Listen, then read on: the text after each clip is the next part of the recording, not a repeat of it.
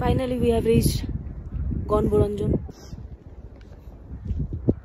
এখানকার লোকরা মানে যে এই পাহাড়টা এখানে একাই দাঁড়িয়ে সে সবাইকে প্রোটেক্ট করে রেখেছে। সো এর হাইট আর বিউটি আমি আপনাকে ক্যামেরায় মানে ক্যাপচার হয়তো হচ্ছে না সেইভাবে।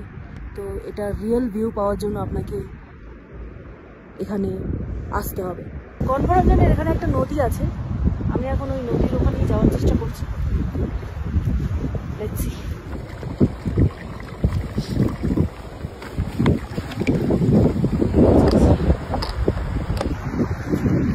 বাবা এখানে এত তেজ যে থাকা যায় না।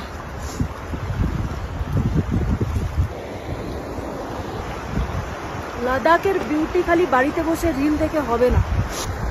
লাদাখের বিউটি যদি উপভোগ করতে চান তাহলে আপনাকে লাদাখ আসতে হবে।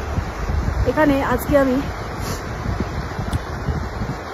সিংকুলা পাস আর গণবরঞ্জন আসতে আসতে যেটা আমি সব থেকে মানে অদ্ভুত একটা জিনিস নোটিস করলাম, সেটা হচ্ছে এক একটা মোড়ে এক একটা পাহাড়ে এক একটা colour, different colour, different shade.